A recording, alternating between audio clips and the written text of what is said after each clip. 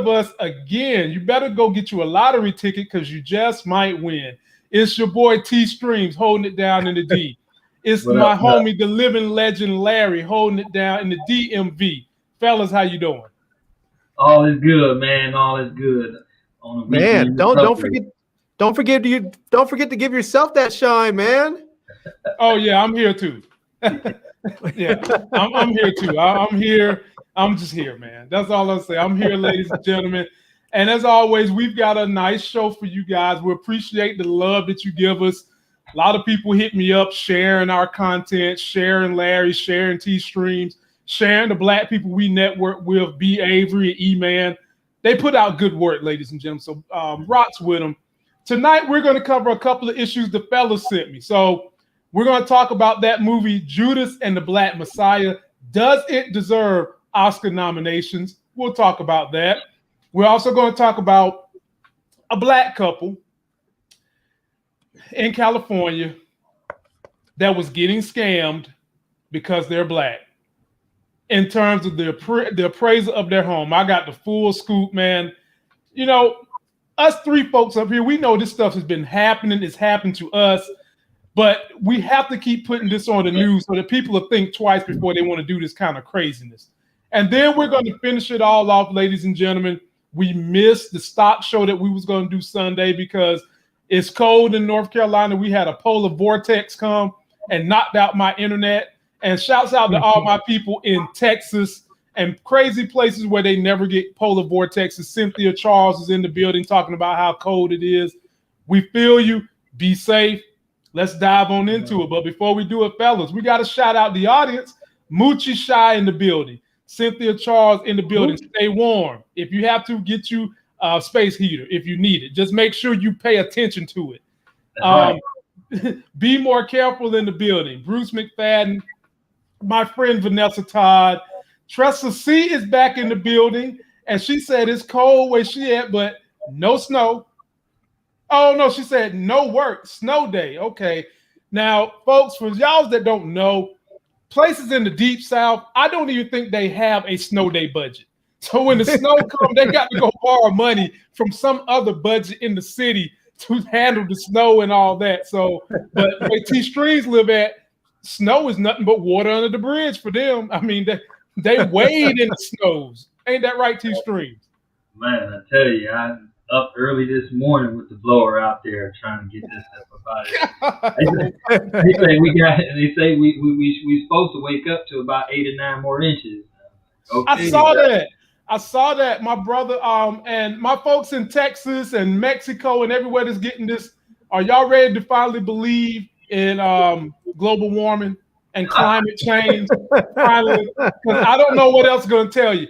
The lady on the news said parts of lower Texas has not seen this much snow since the early 1900s. Well, none of us living then. None of us. And they say these things that happen to the earth and its climate, they come in century notes. So take heed, be warm, let's be safe. And fellas, let's dive into it. First thing we're going to talk about, Judas and the Messiah is getting rave reviews. Fellas have seen it, and I'm going to be Oprah, the black male Oprah, and I'm going to interview these guys on if this movie has enough juice to get Oscar nomination. Take a look at this clip, and then we'll discuss it. You're looking at 18 months for the stolen car. 5 years for impersonating a federal officer, or you can go home. The Black Panthers are forming a rainbow coalition of oppressed brothers and sisters of every color. Wow. And for those of you that don't know what the story is about, let me give you a little context, because that's what I do on this channel. This is based on the true events of Fred Hammond. He was the chairman of the Illinois Black Panther Party, and his fateful betrayal by FBI informant Willie O'Neill. That was played by Lakeith Stanfield. Fred Hampton was played by Daniel. Y'all gonna have to help me out with this brother named Kaluuya. And yeah, Daniel Kaluuya, something. I think that's how you say it. It was directed by Shaka King, Writers are Will Burson, Shaka King, and some other good people got on this joint. Ryan Coogler is associated with this too, ladies and gentlemen. So first things first, I'm going to give it to my man T Streams because he said when I asked him, "Did you see it?" When people give you a one-word answer, that tells you that they got a lot going on in their brain. So T Streams, break it down for me, my brother. What did you see and how did you feel about this movie? Well, from a movie critic standpoint, man, I think this has to be in the top tier, like the top 2 or 3 movies of the entire year from what I've seen that's actually expected to come out this year. It has a very, very strong emotional pull to it, man. It makes you think, especially for those who were living during this time, and for those who had parents, it really, watching this movie really made me think, and it challenged me in some areas that that I would frequently overlook, but man, like I say, when it came out that Friday, I had watched it twice. I had watched it twice, and not in the span of once in the day and once in the evening. When it went off, I cut it back on and watched it right back to back because I wanted to make sure what I saw is what I saw. And and even afterwards, I went and checked out the little documentary with the real guy who was the betrayer in this movie did a documentary, and I actually went back and watched that as well. This movie pulled me in, man. One, because my mom is she's into the new Black Panther stuff, and so I really enjoyed the movie, man. It made me sad at some points because I'm sitting up here looking at like, damn, how can they? Why would a brother do another brother like this in the middle of all this racial tension? But it's always been the same. Whites have done this for the longest, have used us to bring us down, and so it's not a new strategy. But when you're watching this, it was just real wild. It was real amazing. But I think what intrigued me most was that at the end, when I found out that this young man was 21 years old, and I'm saying to myself, I'm like, damn, he's doing some real power moves for the Black community and for the cause and for the struggle at 21. What was I doing at 21?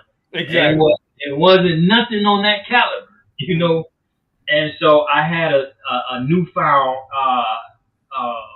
respect for this young man and his legacy, man. But the film was actually awesome.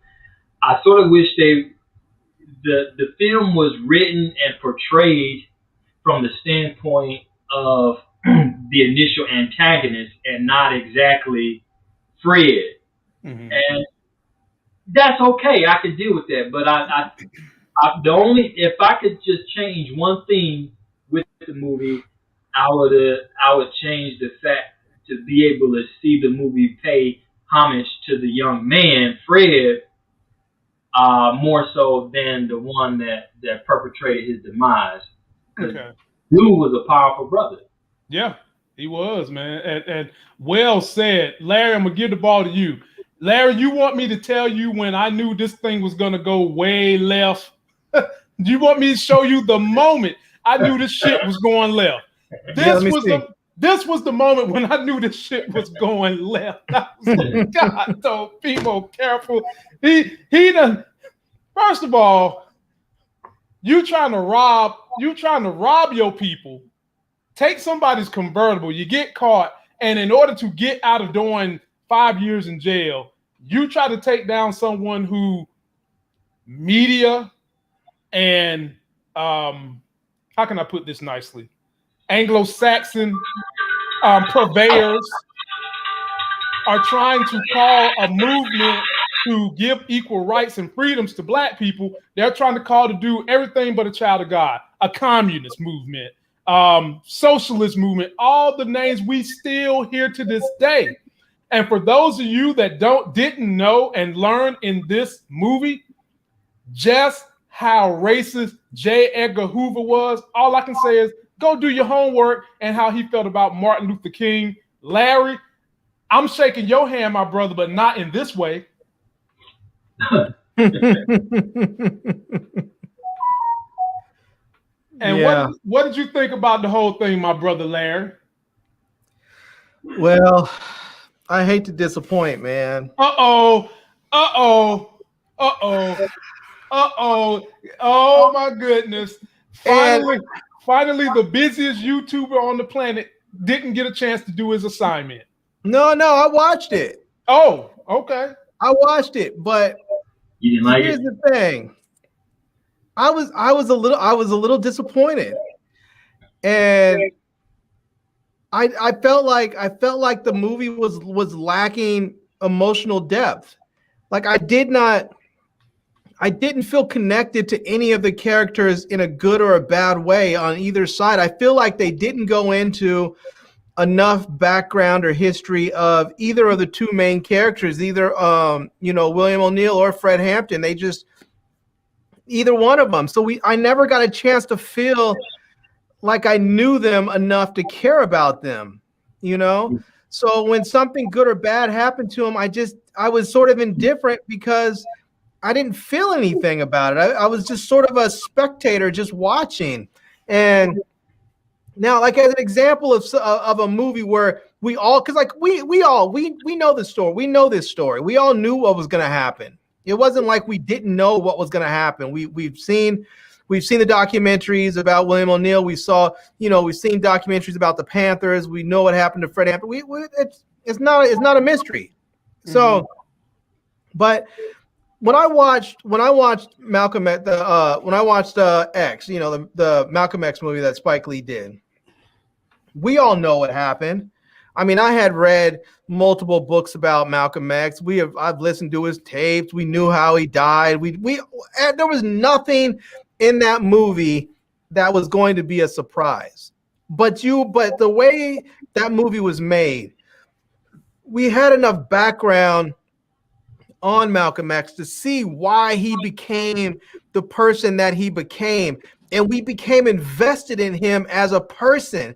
And even though we knew how he was going to get taken out, we knew when he was going to get taken out, we were still like, no, I hope we wanted something to happen that was going to stop it because we were so invested in him as a person. The filmmakers had done a great job of going back into time and telling us the stories of where he came from, and we got to see his growth.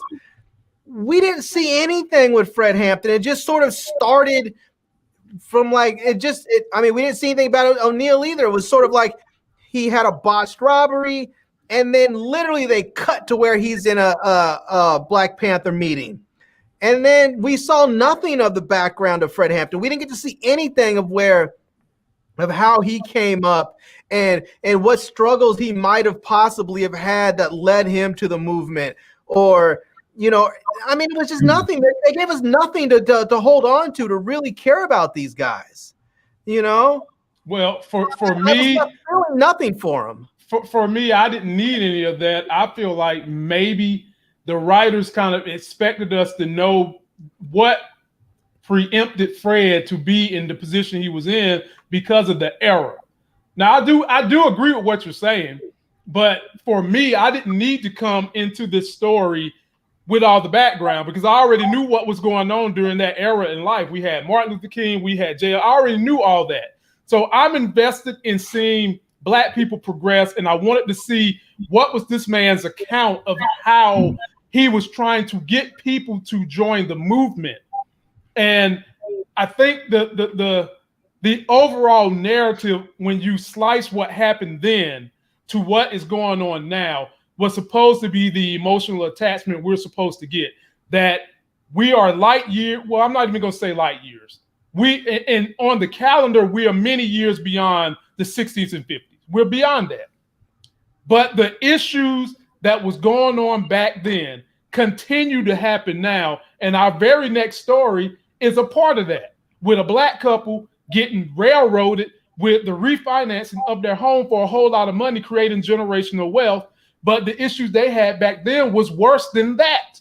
Like they would just look at you and just basically call you an N-word, tell you to get out the bank, you know? So I think I think the writers didn't want to go in depth about the background because they kind of feel like maybe with all the issues people have been through in the last 4 years, we was already at that point. For me, I still enjoyed the movie, Larry. And believe me, Larry, I agree. I do get what you're saying. I agree with it, but it didn't take away from the movie for me. It didn't take it away. So having said that, Larry, I guess you're saying no to the Oscar nominations, no to award nominations and all that.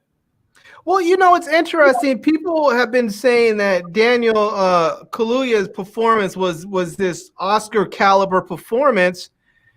I didn't really see it as that. I wasn't that inspired by it. I mean, I felt like there were a couple of strong scenes that he had, like the scene where he was giving the speech, you know, and you know, the one where you know, where the white FBI agent showed up in the crowd, and he was, you know, after he had gotten released from prison.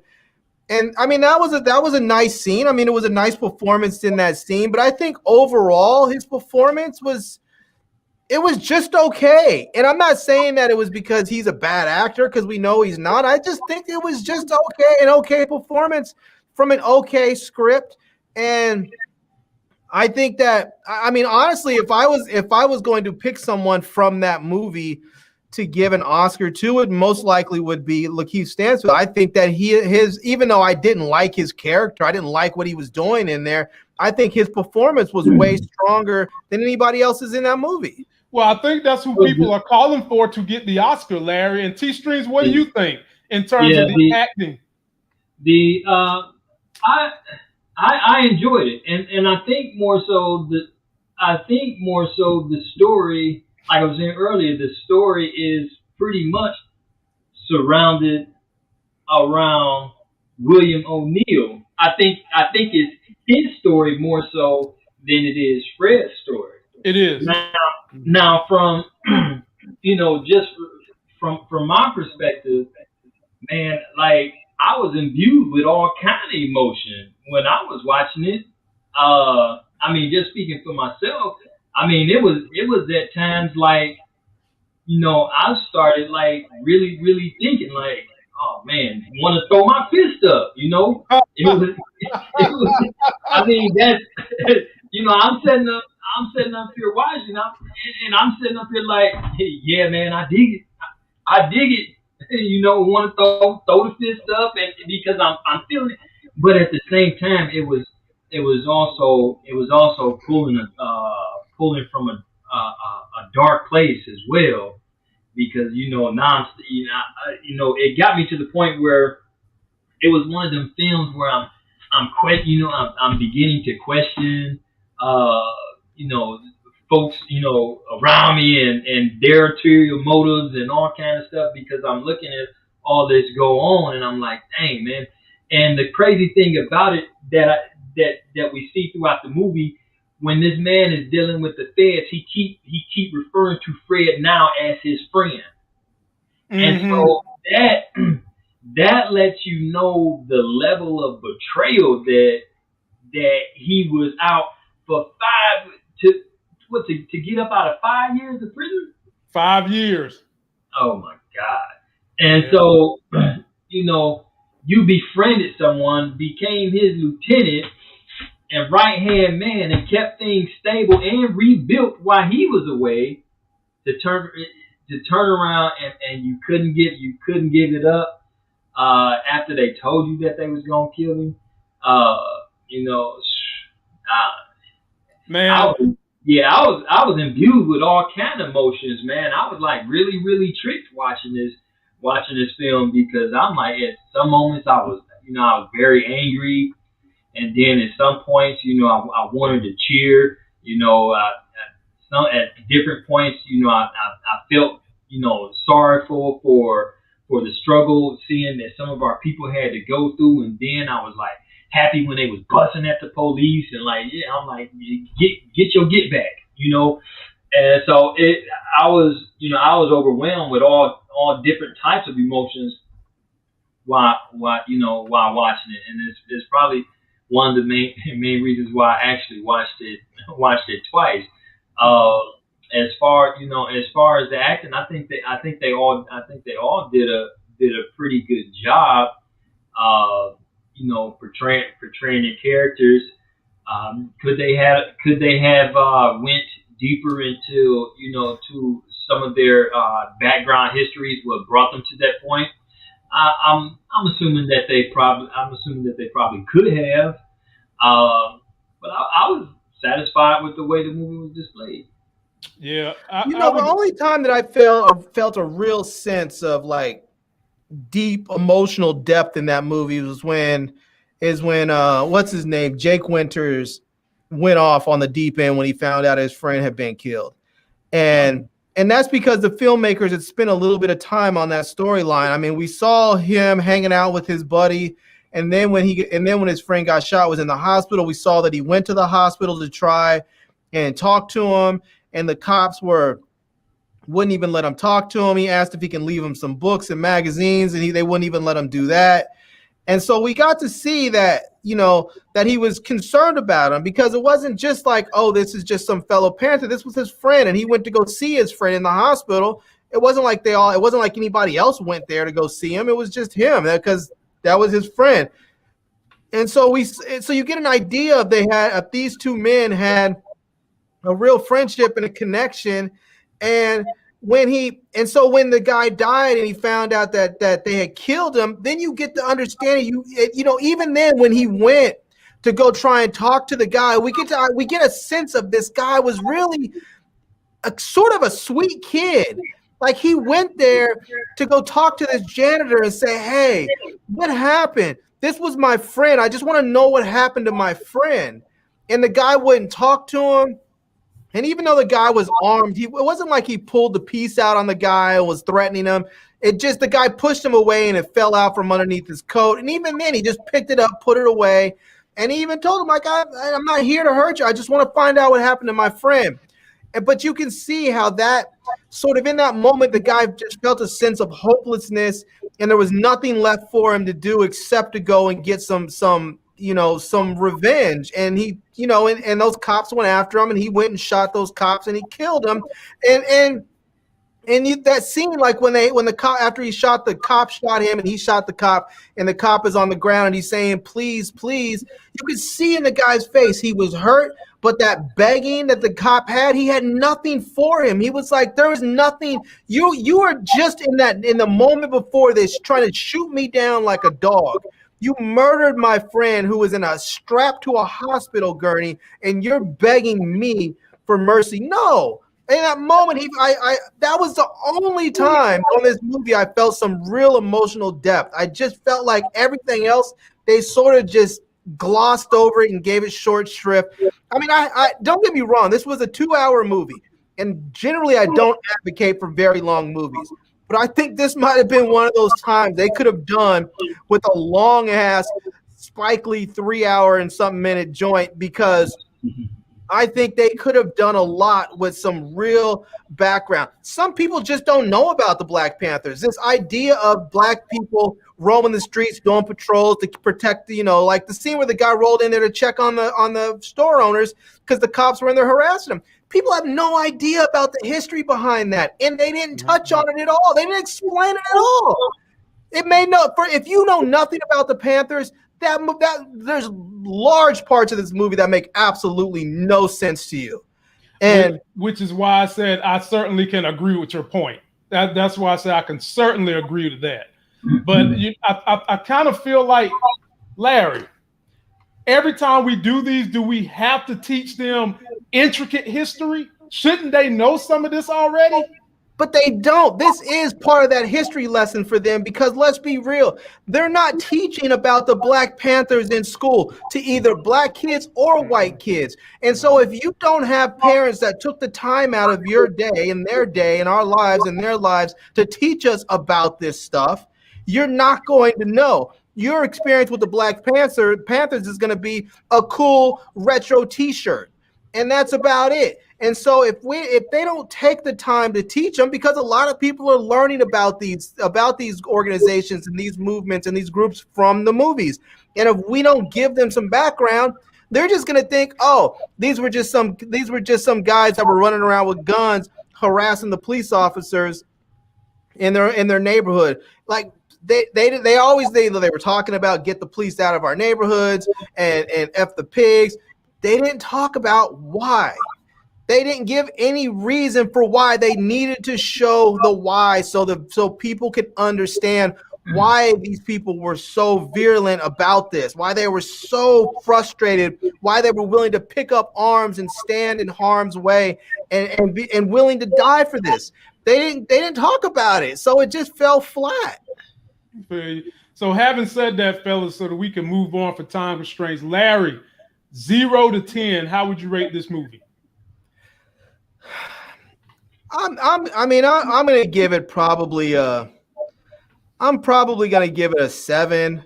I would have given it a 6, but I think Lakeith Stanfield gave it an extra point with his performance. Other than that, it fell pretty flat for me. And I'm gonna give Lakeith Stanfield major props too, because he went on our man E-Man's channel, check his link in video description, and did an interview where he got up there and cried. And that interview is red hot right now, over 50,000 views. T-Stream. You know what? Before T-Streams go, one last thing I want to say. That accent that Daniel Kaluuya was I don't know what that was. I don't know what that accent was. But I think he needs to go work with his voice coach some more, because that didn't work, man. Did you like Did you like his Wakanda accent? I mean, it was easier than this one. Damn. Damn. T-Streams is on you. Where would you rate this movie now? Man, I'm going to probably give it an 8.5. Man, I really liked it. Okay. And probably I'll probably rate that like that. One, because of the emotional attachment that I had to the film, and then me personally, I'm familiar with the story and the background. So while watching it, I wasn't aloof or thrown for any loops or anything like that. Mm-hmm. Like Larry said, somebody that may not be familiar with it, some things may actually, confuse them or throw them off, or, because they don't have any background story to it. But I didn't have that issue, but I'm gonna say about a good 8.5. Okay. I give it a 7.5. Ladies and gentlemen, if you haven't seen it, it is definitely a watch. And we're moving on to the next story. Kind of deals with some of the issues for why we even had a Black Panthers party. T-Streams and Larry both was talking about this story. If you're ready to be slightly upset, get ready, because some of us who have dealt with this for years and years, we're used to it, but we're still fighting the same battle. It is about a Black couple trying to get some money for their home, trying to get some things done to create generational wealth. Come to find out, the ugly head of racism popped up again. Take a look at this. It's certainly no secret that home ownership is the pathway to building wealth in America. But what's hard in the Bay Area is even harder for some. And tonight, a look at the growing inequity in home ownership rates in the Bay Area. ABC 7 News race and culture reporter Julian Glover has the story of a Marin couple who almost got cheated out of $500,000. You know what I mean? It was work, but it was exciting. Paul and his wife Tanisha Austin felt like they captured a slice of the American dream in 2016 when they purchased their first home together, this original Marin City pole home. But it wasn't without challenges. As soon as like a house came on the market, You go in, you put your bid in, and then you get outbid it by like 100,000 or more rather quickly. And that can be, you know, a little bit depressing. They bought the home off market from another black family hoping to make homeownership a reality for a young black couple. After moving into the home built in the 1960s, the Austins staged major renovations, adding an entire floor and more than 1,000 square feet of space, along with a deck, new floors, a fireplace, and new appliances. Then they got it appraised. I read the appraisal. I looked at the number. I was like, this is unbelievable. The family tells me the appraiser was an older white woman, and they're convinced race was a factor. The home appraised for $989,000, just $100,000 more than the Austins got it appraised for before they started the work, despite $400,000 in renovations. It was like, you know, it was a slap in the face. The Austins immediately called their lender and pushed back. After a month of escalating their complaints, they were approved for a second appraisal. When the date came, they got creative. We had a conversation with one of our white friends, and she was like, no problem, I'll be Tanisha. I'll bring over some pictures of my family. She made our home look like it belonged to her. And it worked. So it appraised for 1.482. Yeah.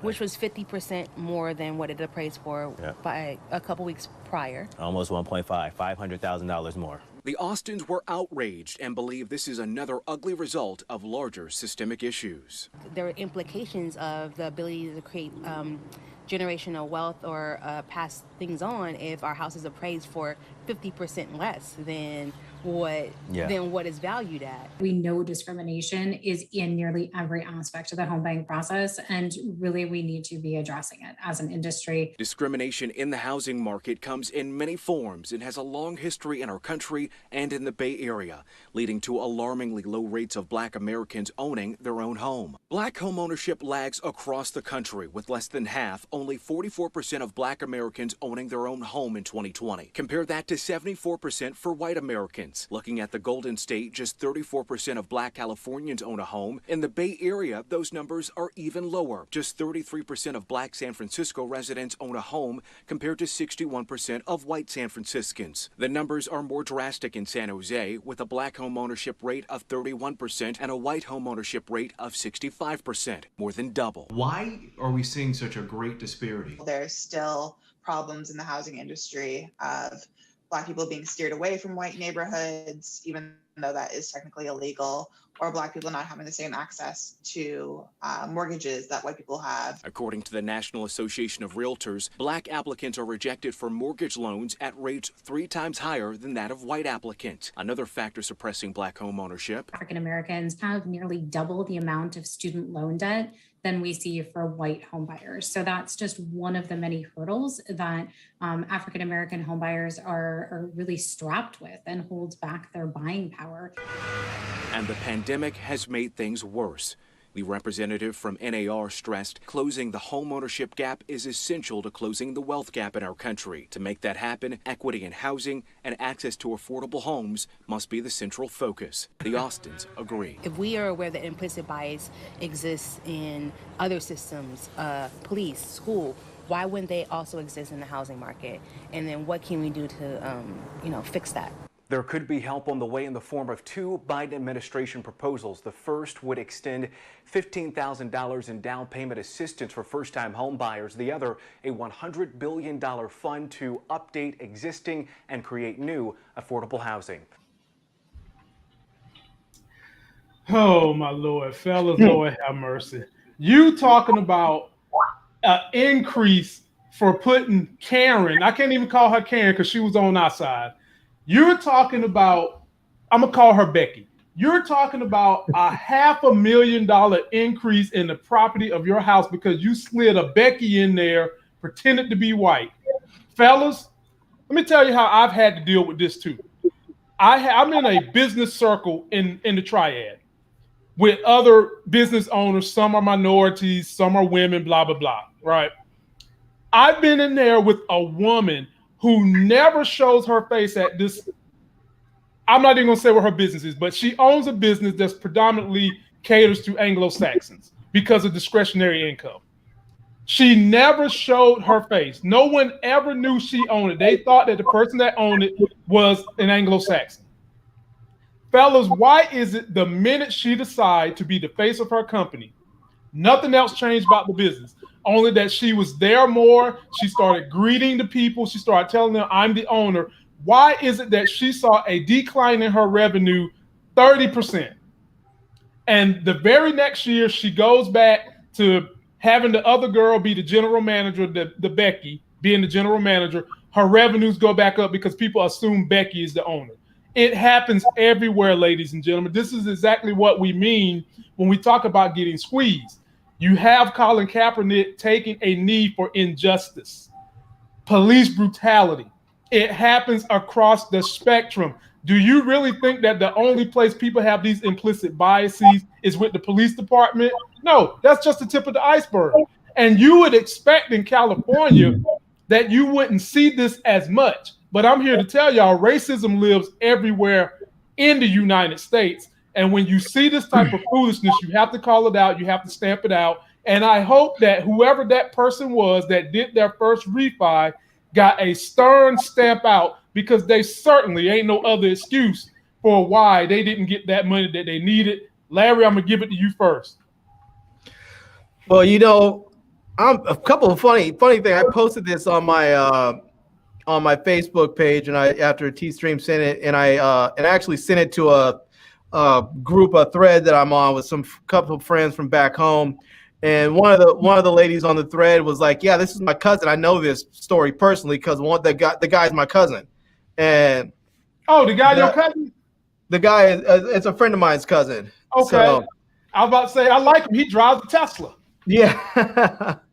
But I talked to I talked to my mom after she had read the story on my Facebook page, and she sent me a message, and she told me, she said, "Hey, she said, when your father and I, sold your childhood home," she said, the realtor, when she was going and doing the appraisal, she put on the home that we were apparently, I guess it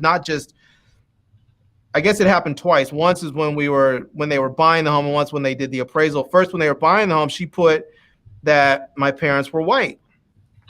And she then, I guess they saw it on the paperwork, and I guess they called her to talk to her and tell her there was a mistake. And she said, "No, let me explain to you what's happening here and why you're going to leave it like this." And so, I mean, they understood, and that's what happened. I mean, luckily they were able to get the mortgage. And, this is back in the day when they weren't really letting a lot of black folks. I mean, it's not that they could legally stop you, but they would just not sell you the home. And luckily at the time, my dad was a cop.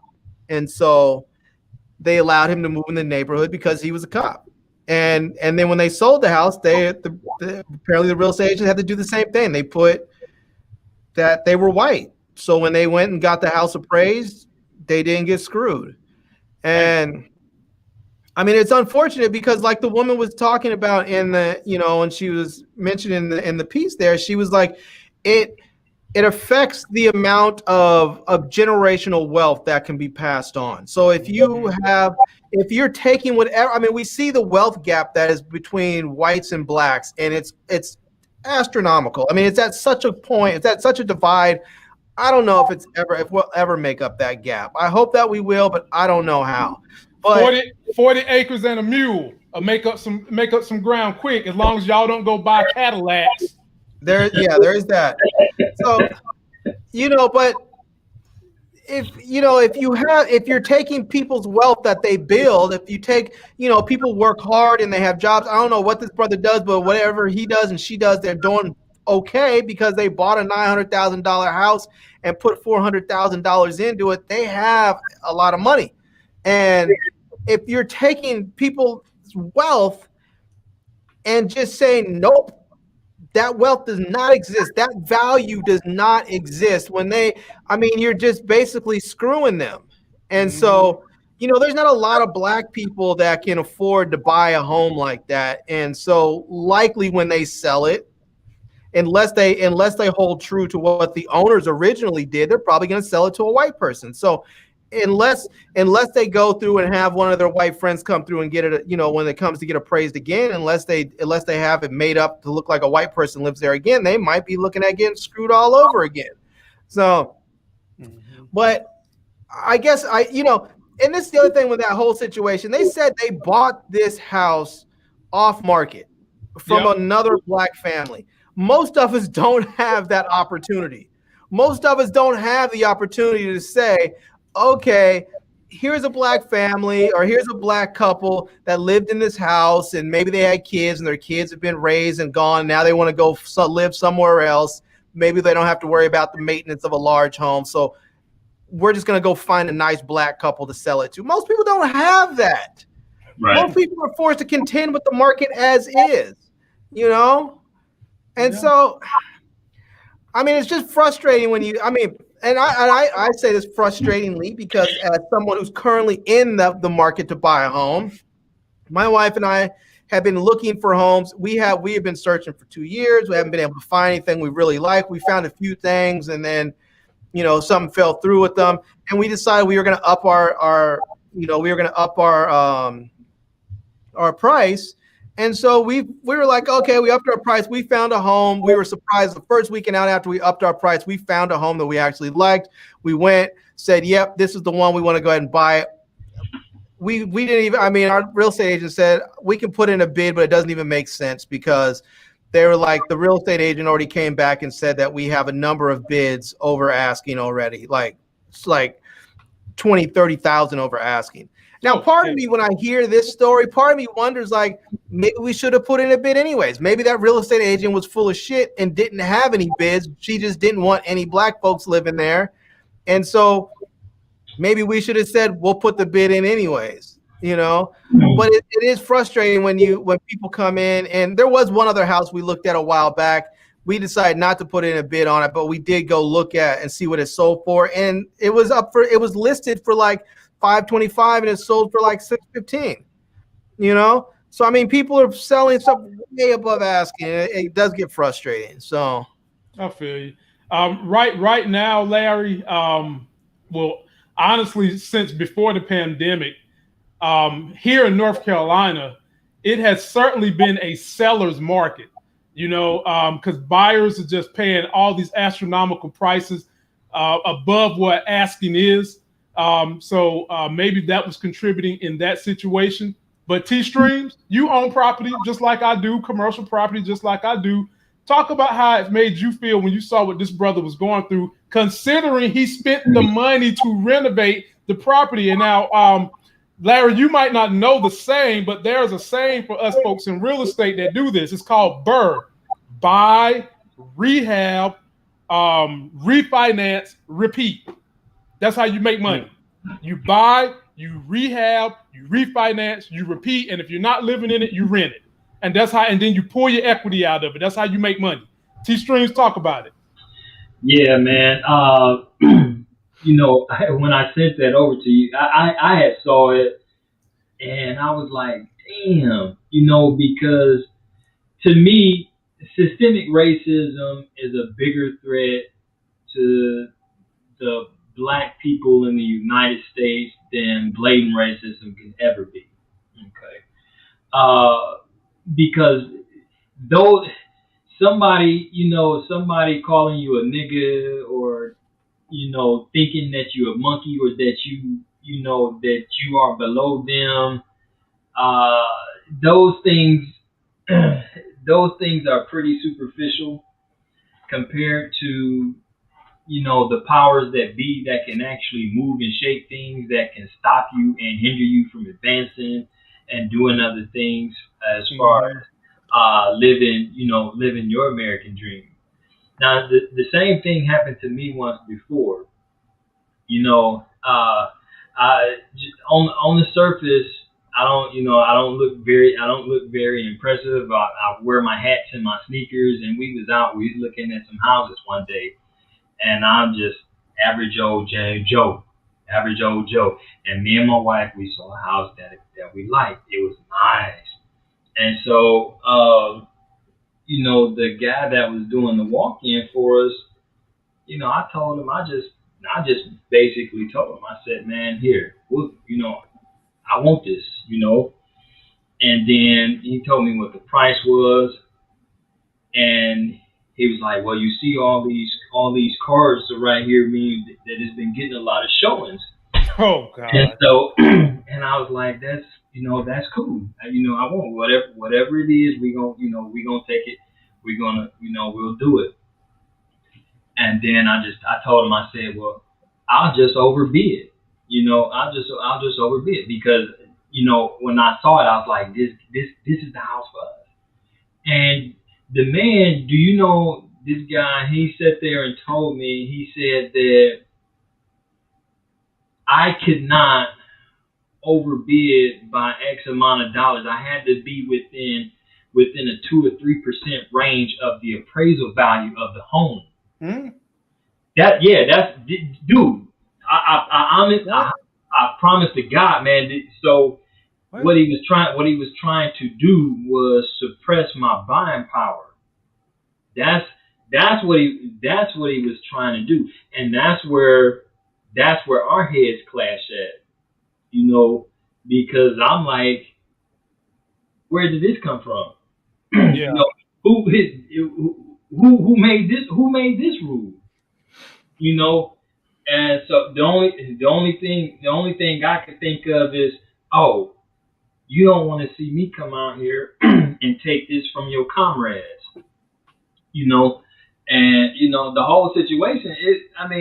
It just went left, and it just went left, and he could have, if he would have did his business, he could have made some change off of it, but that dude, seeing that really pissed me off because I was able to relate to it to a certain extent on how they tried to say how much. Okay, so if I overbid, then I can only overbid, just a few competitive dollars.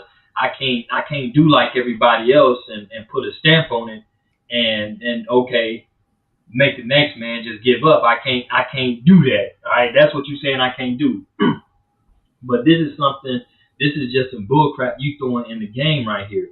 But needless to say, our stark disagreement right there on the property that particular day pulled us away from the market.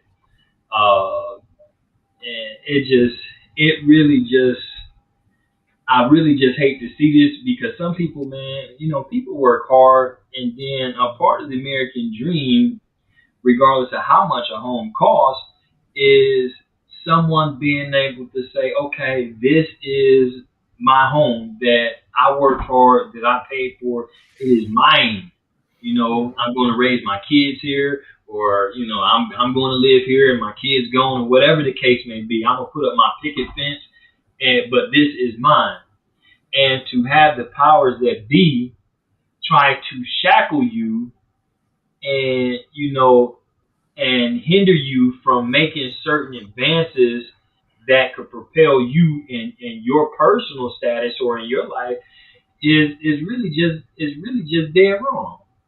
And here and when was this? This was like early last year, right before the dang on first shutdown here with the COVID stuff. And it was just, it's just terrible to see people having to see people go through that. Mm-hmm. But I don't know. Yeah, I would say people, considering I've been through this countless amount of times, I'm always encouraging people to have multiple relationships with banks. I've got like 8 different bank accounts, and I know each and every one of these bankers personally. I get to know them so that when things come up, I know they got my back.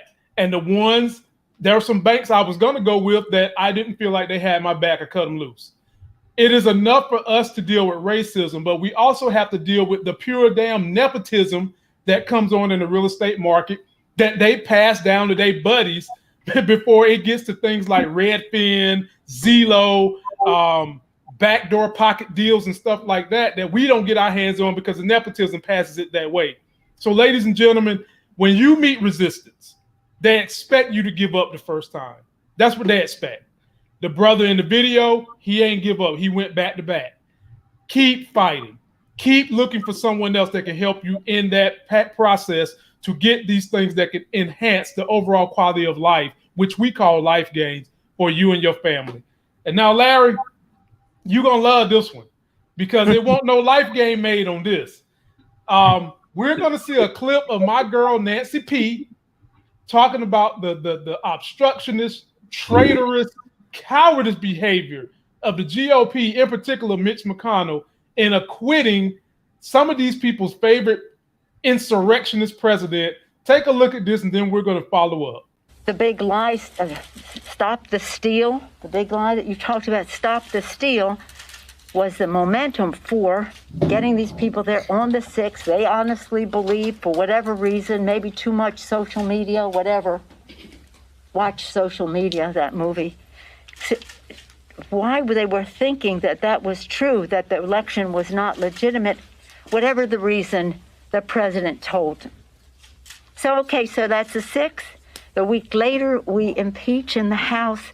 Thank you to those of you who participated right away. Jamie Raskin, Ted Lieu, and David Cicilline. Where's David Cicilline? They had it all written up and ready to go. Bipartisanly passed the House, and then 2 days later, ready with the case to take to the Senate. Oh, we can't receive it. Not a question. And then by the law, you're supposed to receive it and the next day start the trial. So for Mitch McConnell,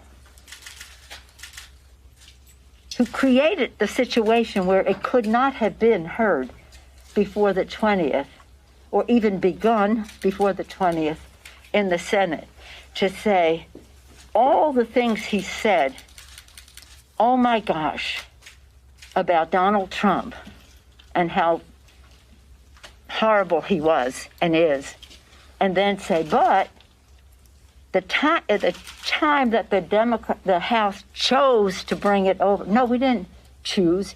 You chose not to receive it. So I think that's really important. And again, it doesn't matter. As Jamie and others have told us, you can have the case after the person is out of office. So it's an elementary discussion. The Senate rules in that way and honoring a precedent on this. So it didn't matter, except it was not the reason that he voted the way he did. It was the excuse that he used. Larry, you've heard the term, you're watching history be made. You've heard that term correctly. Right. You are literally watching hypocrisy in action with every single one of the Republicans that decided they were too afraid of Donald Trump to convict his punk ass. They're actually saying, we don't care about an insurrection. Of course, unless you do it, unless somebody black does it, unless some woman does it. We don't care about insurrection. We don't care that our own lives was threatened. We are more afraid of Donald Trump than we are the people that came to threaten our lives on the day of the insurrection. Yeah. What Nancy Pelosi said is true. Mitch could have brought the thing to a trial before Trump got out of office. He chose to punt so that he could get up here and you see his mouth moving, but all the words is coming out of his ass. That's what he's doing. He's up here saying, vote your conscience. What Trump done was wrong, but he didn't vote to convict him. Okay? Shut the hell up. So, Larry, where do they go from here?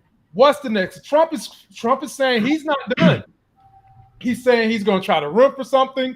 He's going to, his movement is stronger than ever. But Larry, I honestly feel like you are seeing the destruction of the Republican Party. And this is why I say that.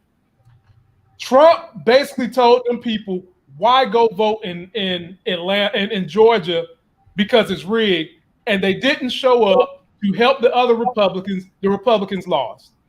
Okay, so there's going to be some elections coming up in 2022. Arizona is a battleground now. Mark Kelly, the astronaut that is a Democrat, is going to have to run again. If you have the crazy ass Trump candidate makes it, I think the rhinos in the GOP party are going to run. And then if you have the rhino make it, I can easily say, here, Trump bashing them, saying that they're the old school, don't go vote. Either way you look at it, it's bad for the GOP. But Larry, where do you see things going now that he's been impeached twice, acquitted twice, and what are we supposed to make of law and order in this country, which I thought they was the party of law and order? I mean, the reality of it is this country is showing itself to be exactly who we thought it was. I mean, it is what it is. I mean, I know people are saying, I keep hearing this on the news, that the Republican Party is going through some sort of identity crisis, and they're gonna potentially be fractured and splinter off and all. I don't believe that to be the case at all. I think what we are seeing from the Republican Party is exactly who we have thought they were, and that's it. I mean, black people have been saying the Republican Party is full of a bunch of racists, and they are. They're full of a bunch of extremists, a bunch of right-wing extremists, and they are. I mean, people were saying this before the election, saying, "Oh, Donald Trump is a lunatic," and we've seen so much of his craziness over the last 4 years. People aren't going to turn out and vote for him. Now, he did lose, but let's not forget we had record turnout. This was during a pandemic, by the way. We had record turnout on both sides, not just record numbers of people that voted for Joe Biden, but we had record numbers of people that voted for a Republican like Donald Trump, for Donald Trump. So the Republican Party is not near done. I mean, the only way the Republican Party is actually going to suffer any is if, I've heard some people say that there are some big name Republicans that are frustrated with the party. They don't like they don't like the base. They don't like the direction of the party, and they're thinking about starting their own new conservative party. That's the only way that I think the Republicans end up suffering out of this, is that if they decide they're going to start a third party, and that third party is a conservative party, because I think the Democrats will hold on to our base, and the Republicans will be splintered in that sense. But other than that, we have seen they're going to hold the line. They don't care about the country. They don't care about the people. What they do care about is their racial politics and power. That's it. We see it. And anybody who refuses to acknowledge it is they're doing so at their own detriment. I hear what Nancy Pelosi's saying. I hear what the Democrats are saying, but this is where I'm at with this. It's the time we have tried to do things in such a way that they could be looked at as being fair and bipartisan. Mm-hmm. It didn't work. Nope. It does not work. In this current climate, it does not work. And basically what we have seen is we are at war. And if those who don't think they are, for Nancy Pelosi, if you happen to hear this, if you don't think you're at war, they went in there. They went into your office, and they were in there not to vandalize your office, not to break your sign. They went in there to kill you. They went in there to find you, to give you an immediate trial, and to execute you. They were there to kill you. We are at war with these people. And if we don't start fighting back like we are at war with them, they are simply going to go ahead and win. They're going to come back in on the next election cycle. They're going to rally their base. They're going to show up and vote. And generally what happens during midterm elections, after one party has maintained power of the House, the Senate, and the White House, what happens is they lose seats. And so if we don't start fighting back the way they have been fighting, then they're going to come in and they're going to win. And so we need to stop being so fair about stuff. We need to stop playing. I hate to say it, by playing by nice rules. We need to skate so close to the line that the line, it becomes very, very blurry, where people are not clear. Where people have to start asking serious constitutional questions like, can they do that? Is that right? Are the Democrats on the right side of the law? Those are the questions that need to be asked, because the Democrats are doing things that are so close to the edge of the law to get stuff done that people are not sure they're playing within the rules. But then they can look and find out, yeah, basically, when you look at such and such subsection 31, paragraph A, such and such B, it gives them the authority to do this. Okay, people aren't happy, maybe a little obscure law or some underutilized, whatever in the law that allows people to do it, but it gets done. Those are the rules. That's the way we need to play this, because that's what the Republicans have been doing, and that's what they're going to continue to do. And so if we don't fight back like we have to we have to fight them like they're our enemy, because they are. They're acting like it. People can say, oh, we're all fellow Americans. No, they're not Americans. They are Republicans. They stormed the Capitol. They tried to overthrow the government. These are not Americans. These are Republicans. And we need to fight them like they are our enemy, because they act like it. And as long as they act like it, they are. So T-Streams, Larry is calling for the complete opposite of Michelle Obama. When they go low, we go high. And obviously that shit ain't worked since she gave that speech. No, I'm saying we do go high, and you stomp on, you squash them. What do you do when you see a bug? You go high, and then you squash them. I don't do that. When I see a beetle, I put it on my hand, and I return it to nature. T-Stream, it is your turn. What do you feel about this whole Trump is acquitted mess? You know what? It honestly, man, it didn't even surprise me. It didn't surprise me one bit.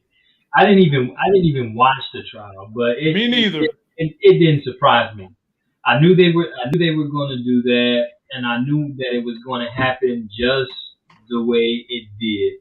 All right, but on the flip side, I do think what Trump has did was cause a divide within his Republican Party, because there is some that's like that's not for that, and then of course there's the Trumpalites.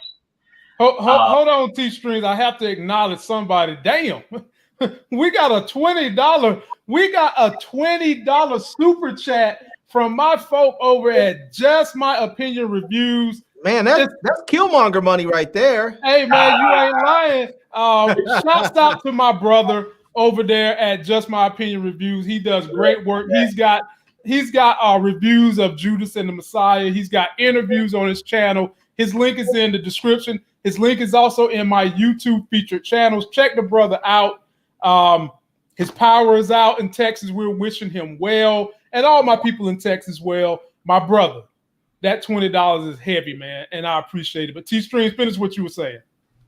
Yeah, man. I do think that it causes. I think it causes a divide in the Republican Party that's going to reap some consequences when it comes around back to election for some of these guys to get some of their seats back. I think it's going to actually have an adverse effect. I really wish that. Oh, stop it again.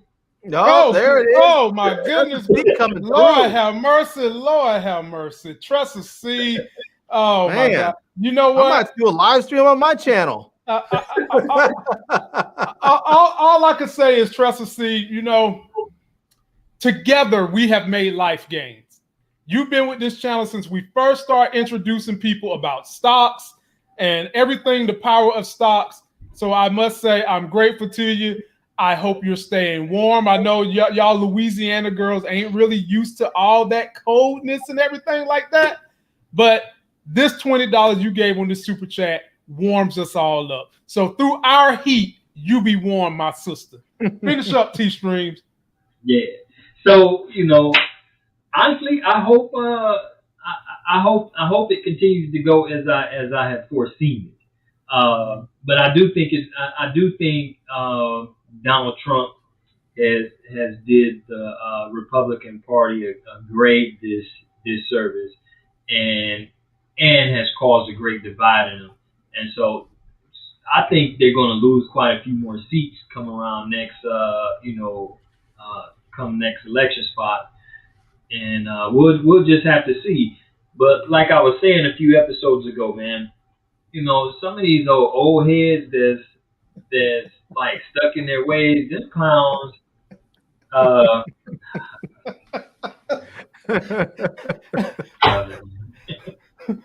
Boy. I guess. She like, Buzz tried to get me in trouble today on Facebook. And I ain't gonna say what you did, Buzz, but it was some similar situation to this right here. Buzz tried to get me in trouble, and I just said no comment. Well, we glad to have you back, Tristan. Yeah, we glad to have you. We're glad to have you. So finish up T-Stream, then we're gonna move to the stock picks for the week. So, and yeah, as I was saying, dude, he jacked the Republican Party up. So at one point in time, it was just Democrats and Republicans. Democrats didn't like some of the Republican parties, but they tolerated them and stuff like that. Now it seems like, you really, really despise the whole Republican Party. And it got to the point that with this man in charge, man, the whole political thing has split families and friendships and all kind of crazy stuff, man. So of course, when it comes back around to election time, there's going to be some consequences. And I will say this: this man has the tainted aspirations to try to run again in 2024. Now that has to be some of the most silliest thing that I've ever heard in my life. Now, one thing I do know about Donald Trump is this clown got balls, and he got those. You can't take that from him. And he's just the fool that will come back and try to run.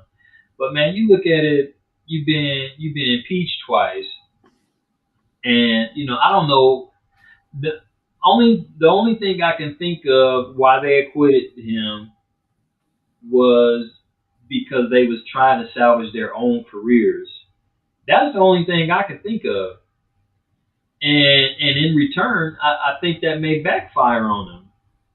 And so, which I hope it do, because we need to really get some of them clowns up out of there. It's just a whole bunch of boomfuckery going on up in Capitol Hill right now. Yeah, so fellas, we'll follow politics. Y'all know we don't shy away from politics. We don't care about the backlash that happens this channel, because we're gonna keep giving it to you. Now, we didn't get a chance to do our stock game plan yesterday, so I'm gonna make this very, very brief. I sent a copy to the fellas when I do my research and all that. So at the bottom is my top 10 list. We got Momo. It's a Chinese dating app. And research says you should buy a call or own the stock through January next year because they have so much more room to grow. It's almost like a discount for them. Green Power, ladies and gentlemen, Motors signed a deal with Berkshire Hathaway. Definitely either buy that or own it through the end of December. Nintendo, you can't buy call options on them, but you can own the share. Nintendo, ladies and gentlemen, had a run similar to Neo where their stock went up. It was something like 100 times because with everybody being inside the home and the pandemic and the Christmas sales, they just went through the roof. And they're estimating that more and more game consoles are being put in homes right now as we speak. There's a lot of games that they have and PlayStation have that are on back order because they can't make enough. So add them to your portfolio. ARC ETFW, the ETF. You want to get some of that. And what is that one in particular? That's Kathy Wood's ETF that deals with new internet technologies. So Elon Musk is getting ready to launch 5G satellite wireless that you can buy from Tesla to have in your home, which is why I continue to tell y'all Tesla is more than a car company. That's just one part of their portfolio, the main part, but they're doing other things. So check them out. Corsair is another component of video games. They sell headphones, they sell microphones for gamers. They also are sponsored by the World Gaming Tournament. Add those to your portfolio. SNLD for my people that's in the weed. That one's very low cost. Larry owns that one. Larry bought it when it was 19 cents, ladies and gentlemen, and currently the stock is $2.19. That brother done made him some money. Yeah. And I also got Walmart Costco and Target on the list because Walmart is having earnings this week. And with them getting ready to pass stimulus that should hit in March, anybody that's a retailer in the form of Costco, Target, and Walmart, they are going to take a considerable bump between now and May. So that's why I have them listed. Morgan Stanley, one of their investment arms is thinking about getting into cryptocurrency. You might want to take a stab at them because you see every time someone legitimate says they accept crypto or exchange it, the stock goes through the moon.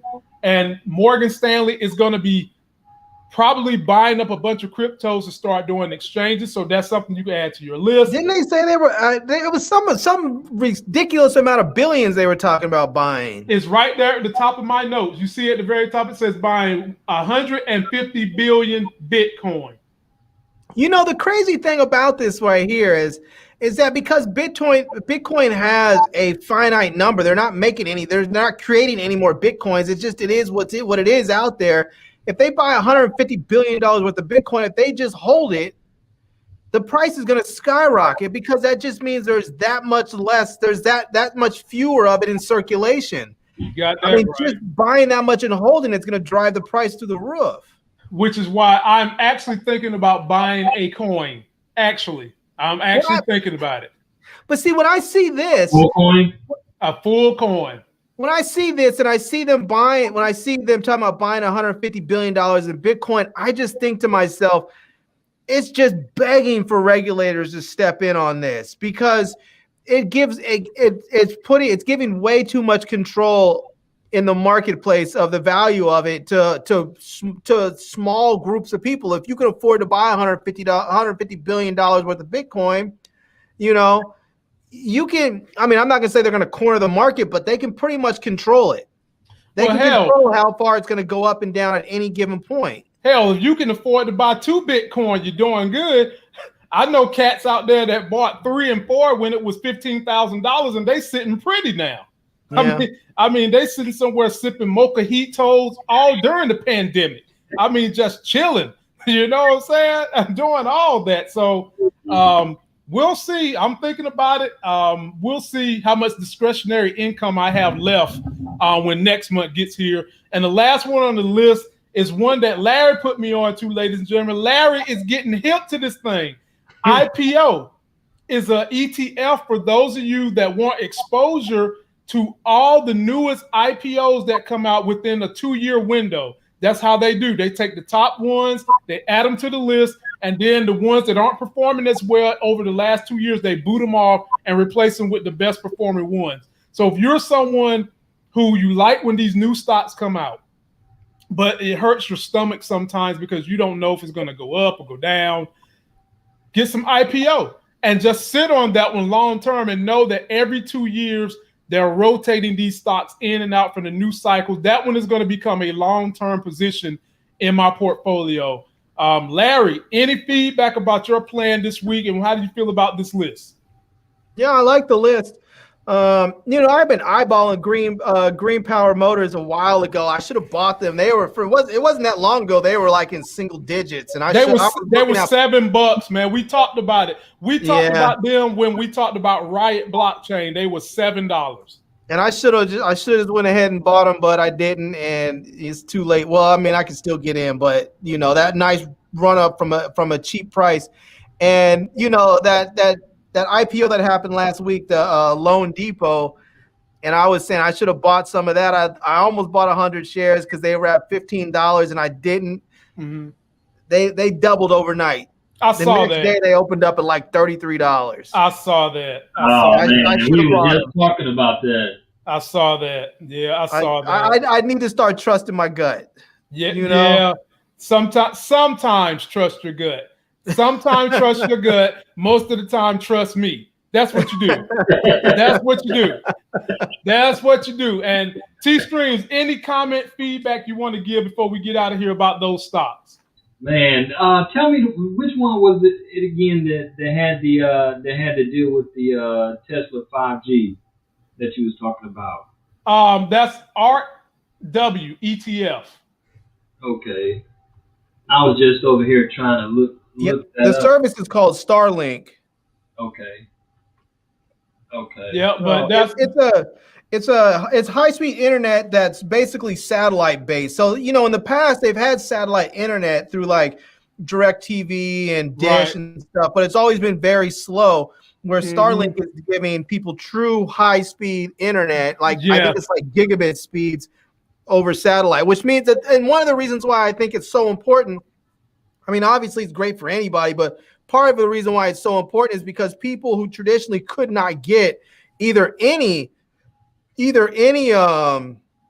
internet service at all because they just didn't offer it in their area, or they couldn't get the high speed, will be able to get high speed with this. All they need to do is set up the dish, and then they're good to go.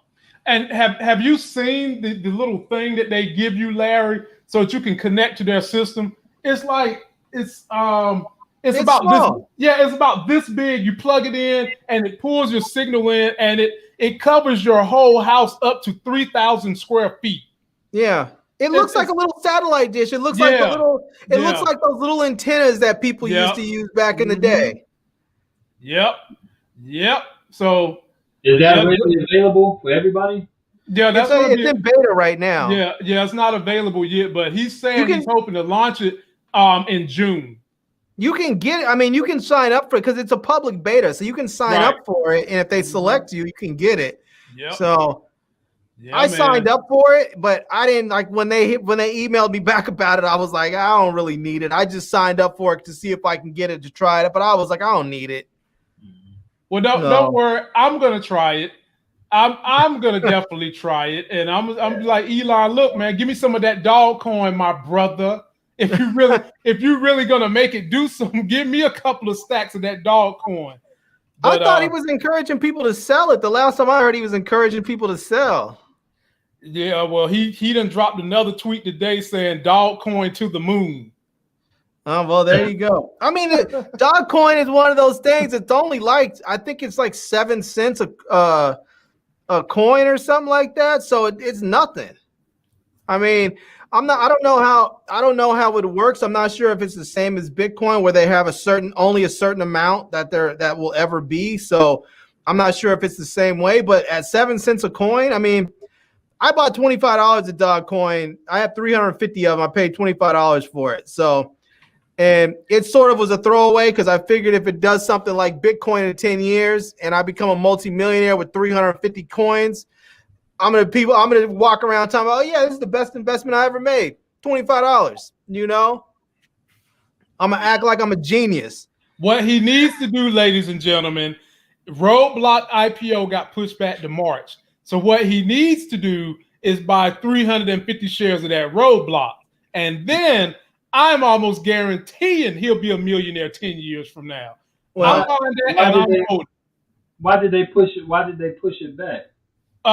From what I read, the conditions with Robinhood, they wanted that to cool down, and they're going to do a direct listing.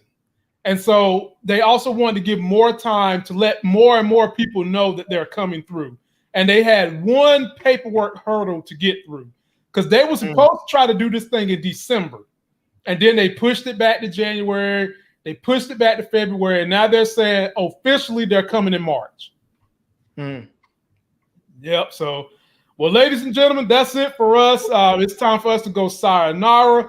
Be sure to subscribe to each and every one of these fellas' channels. They'll entertain you, they'll enlighten you, and they'll probably leave you feeling better about your day than the way you came into that channel. Oh, my Lord. Have mercy. There we go. Lord have mercy. Last minute coming through. Laney Womack. Oh, my goodness. Whoa. That's all I can say. I'm grateful. I'm thankful. People like you and this great audience keep me going through on days when I really don't feel like getting up here and providing you guys with at least an hour of some kind of entertainment. And speaking of which, Larry. Uh-oh. I've let my wife talk me into this, so I'm going to do it. Queen Sugar comes on tomorrow, ladies and gentlemen. And my wife wants to do a live stream review of Queen Sugar when it goes off at 9 p.m. So, ladies and gentlemen, you'll see my wife up here, and you'll see me doing nothing but antagonizing her as only I can do to antagonize her all throughout the review of Queen Sugar. The new episode starts tomorrow at 8 p.m. You'll see us about 9:15ish once she gets her hair and makeup and all that stuff together. So we'll be here tomorrow too. Yeah, whatever it is. So mask up, stay safe, stay warm. My people in the frozen zone areas out there. And until that next sexy as hell video, we'll see you. Peace.